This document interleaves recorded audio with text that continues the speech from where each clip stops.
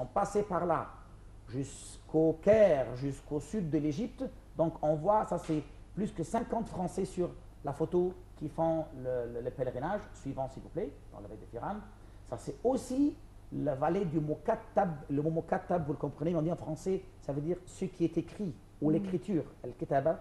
Il y a d'écriture hébreu, peut-être c'est pas tellement clair, et désolé pour la qualité des photos parce que j'ai pas un appareil sophistiqué pour faire ça. Suivant s'il vous plaît. Ça, c'est il y a une croix que toujours les touristes, ils l'appellent la croix de Malte. Mais ce n'est pas la croix de Malte, c'est la croix égyptienne qui se trouve dans les temples égyptiens depuis 100 après Jésus-Christ. Et Malte, parce que les Européens, ils l'ont nommé comme ça après. Donc, cette croix vient d'ici, de l'Égypte. Donc, cette photo-là, ça montre vraiment... Et ça, c'est au centre du désert aussi, du désert du Moyen de Sinaï, aussi entre Nouéba et Sharm el-Sheikh. On voit l'importance et l'intérêt de ces endroits pour attirer les touristes. Suivant, s'il vous plaît. Ça, c'est des canyons colorés. Il y a des canyons colorés, canyons blancs, canyons gris. Qu'est-ce que vous entendez par canyon? Canyon, ça veut dire fissure au craquement dans les montagnes naturelles et que les touristes s'amusent à rentrer dès le début et sortir de l'autre côté. Donc, et je l'ai montré ici sur la photo, on peut le voir, c'est un craquement, une fissure, comme la mer Rouge. La mer Rouge, il était déformé depuis des millions d'années, il était un craquement qui a fait les deux bras, le golfe de Suez et le golfe d'Aqaba, si on peut imaginer la carte de l'Égypte. Donc, ce canyon-là, c'est le canyon coloré. Ça se trouve où exactement ici? Pardon? Ça se trouve où? Ça se trouve toujours dans c'est entre Sarabit et Khadem, voilà, c'est toujours entre le Moyen Sinaï et le Sud. Et ça, c'est l'endroit là qui est plein des dunes et des montagnes. Le chemin ou l'autoroute menant à Sharm el-Sheikh? Exactement, depuis Sarabit el Khadem, 230 km depuis le Caire, et puis l'accès vers l'est depuis le désert. On commence à accéder dans le désert via des vallées, par exemple, vallée qui s'appelle vallée le Sih, vallée du Marara, ça veut dire les caves. Mais il faut le faire, il faut faire ces voyages par le biais ou à travers, via des agences de voyage, n'est-ce pas? Parce que le touriste ordinaire ne pourra pas le faire tout seul, n'est-ce pas? Bien sûr, il faut des guides, bien sûr, il faut des guides, il faut une agence qui organise, parce qu'il y a les bivouacs qui va les organiser, la nourriture dans le désert. Et c'est faisable. On a des agences qualifiées, spécialistes, très, Est-ce que c'est assez coûteux? Maintenant, pas tellement. Je parle aussi pour les touristes, peut-être pour l'Égyptien, selon les moyens. Il y a des Égyptiens qui payent plus que ça pour aller voyager à l'étranger, mais qui ne savent pas qu'est-ce qu'il y a ici dans leur propre pays. Qu'est-ce qu'on a Maintenant, le ministre du Tourisme avait discuté avec son homologue soudanais de la possibilité de créer une organisation africaine pour le tourisme, à l'instar de l'Organisation internationale du tourisme. Donc, pensez-vous que le fait d'avoir une organisation africaine pour le tourisme risquerait ou aiderait à la promotion du tourisme? Ou c'est juste une instance politique qui ne va pas vraiment avoir un impact sur le tourisme d'une façon concrète? Oui. À vrai dire, selon mes informations, moi, je ne sais pas exactement qu'est-ce qu'on peut faire avec le Soudan. Ça, c'est bien sûr, c'est Monsieur le ministre, peut-être lui, il a une vision, mais peut-être, vu la situation politique qu'on a maintenant, qu'il a un point de vue, une vision. Non, concernant l'organisation, le fait de créer une organisation africaine pour le tourisme, comme l'Organisation mondiale du tourisme. Est-ce que ceci pourrait vraiment avoir un rôle à jouer, un impact sur le tourisme, ou d'après vous, ça sera un des organes politiques que nous avons et qui n'a vraiment pas d'impact? Et il faut laisser, ça je n'aime pas le dire, je n'aime pas répondre à ça, c'est quelque chose que je ne le connais pas. Si on n'est pas tout à fait au courant de ce dossier pour le moment, mais aussi l'Égypte, le Caire et Téhéran ont signé des accords de protocole pour promouvoir le tourisme. Oui. Alors, comment vous, en tant que, pour le moment, pour nous, vous représentez cette communauté qui travaille dans le domaine du tourisme, comment est-ce que vous avez accueilli cette nouvelle et est-ce que vraiment ça peut promouvoir le mouvement touristique en Égypte actuellement, puisqu'on parle aussi d'un mouvement touristique, un mouvement arabe, c'est-à-dire qui vient de pays arabes. Est-ce qu'avec Téhéran aussi ou l'Iran, ça peut vraiment promouvoir le tourisme en Égypte? Ça, je peux vous parler, vu l'expérience qu'on a eue. Il y a un grand groupe qui est venu et ça a déroulé très bien. Un grand groupe, c'est-à-dire combien de personnes? Si je me souviens bien, autour de 50. Si je me souviens bien, je ne me rappelle plus du chiffre exact, mais c'est autour de 50. Pour eux autres, pour les Iraniens, c'était très bien. Aussi pour l'Égyptien, vu que les nouvelles que j'ai entendues depuis le sud de l'Égypte, mais malheureusement, c'était apparu dans les nouvelles qu'ils ont eu un peu de difficultés pour circuler entre le Caire et Alexandrie, vu l'embouteillage, et aussi à l'aéroport. Bon, c'est toujours, on dit, l'expérience numéro 1, c'est juste pour essayer. Mais pour nous, comme des gens qui travaillent dans le domaine, moi, je trouve que c'est génial. Et par contre, on n'a pas attendu cette réaction ils étaient des touristes, des gens ouverts, ils sont même allés à la mer Rouge et tout a déroulé normal. C'est-à-dire dans le côté culturel au sud de l'Égypte, Luxor et Assouan était très bien. Aussi à la mer Rouge, juste les problèmes étaient à cause des perturbations ou on peut dire l'embouteillage, la circulation dans nos routes. Est-ce qu'il y a des touristes égyptiens qui envisagent de partir en Iran? Ça, je ne suis pas au courant, mais peut-être oui, parce que toujours, on prend le sujet, on dit, ah oui, est-ce qu'on va ou on ne va pas? Il y a des gens qui vont, comme on a des touristes qui viennent maintenant. Hein. Moi, les derniers 2 mois, j'étais dans le désert, c'est vrai, avec peu de gens. Donc, si on dit, on n'a plus de touristes, non, c'est pas vrai. Il y a de touristes, c'est peu.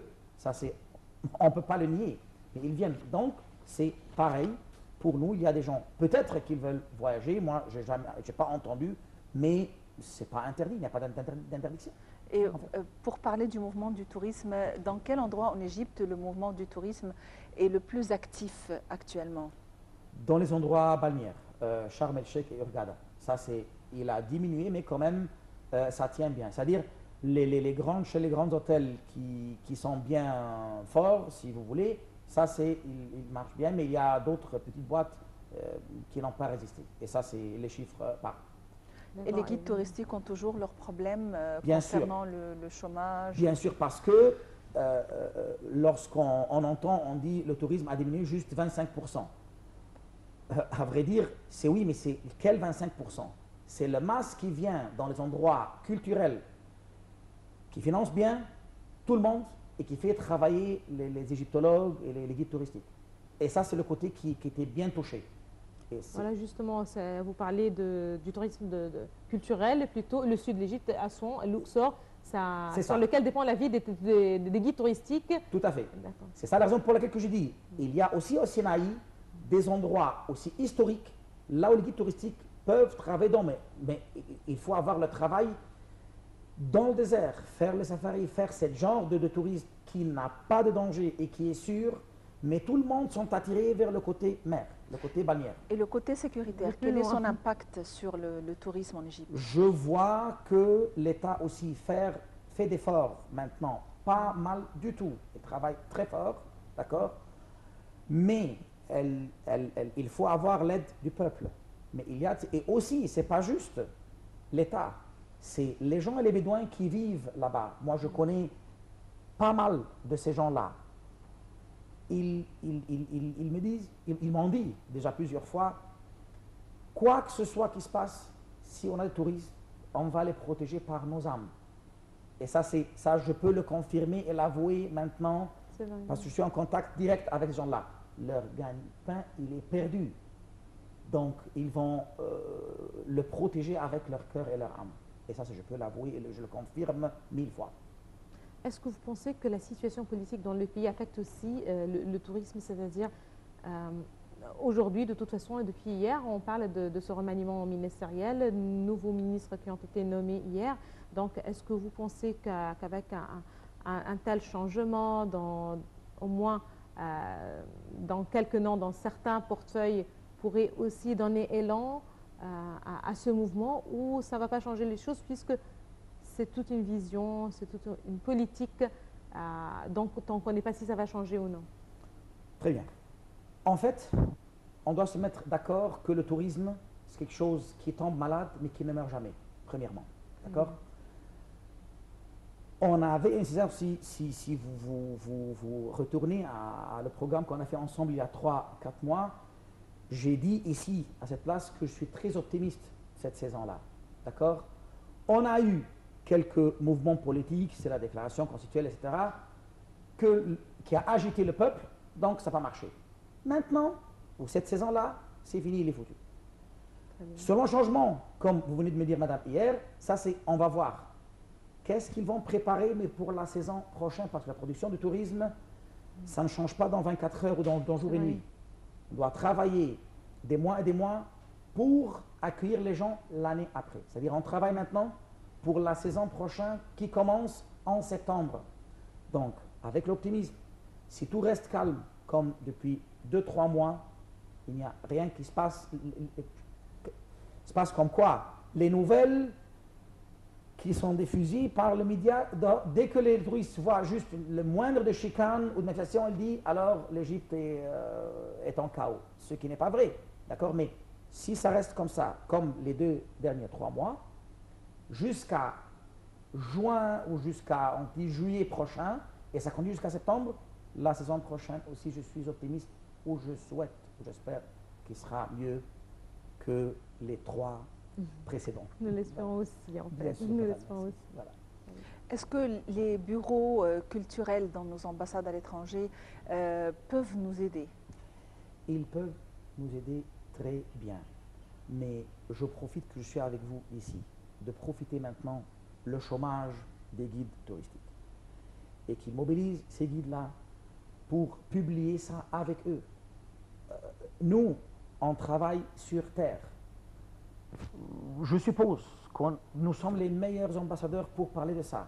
Eux autres, bien sûr, ils font d'efforts, mais qu'ils donnent l'occasion avec eux. On peut travailler au-dessous de leur parasol. Ça va faire quelque chose. Et les gens là-bas, je connais, j'ai entendu par l'oreille et d'après les programmes qu'on a fait, et j'ai des amis, ils disent on a vraiment hâte de venir chez vous. Lorsqu'ils voient des photos, lorsque on leur montre même dans le Caire islamique, hein, ils disent est-ce que ces endroits-là existent? On peut venir les voir une seule fois et qu'on meurt après. Les touristes disent ça. Et ils disent que nos valises sont prêtes. Mais si c'est calme, c'est vous, on va venir. C'est-à-dire, on n'a qu'à faire un effort. Mais un effort vraiment de bonne conscience et de bon cœur.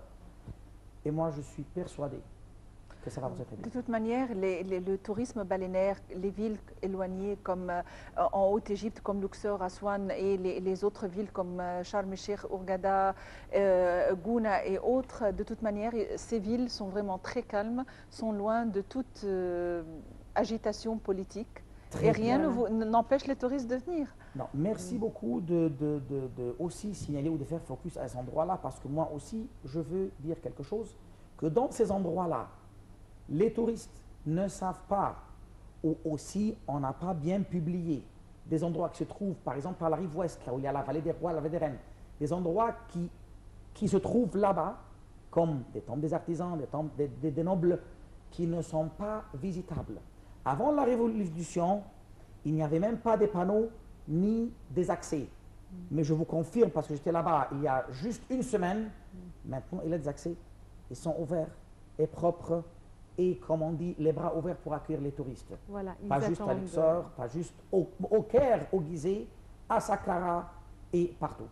Voilà, ces endroits et ces régions attendent les touristes. Et nous aussi, en fait, on vous remercie infiniment, Monsieur Hazem Verdawi. Je rappelle que vous êtes guide touristique. Merci. Merci de tous ces éclaircissements, toutes ces déclarations et ces informations concernant des régions que peut-être beaucoup d'Égyptiens aussi ne connaissent pas et peut-être pas mal de touristes aussi étrangers.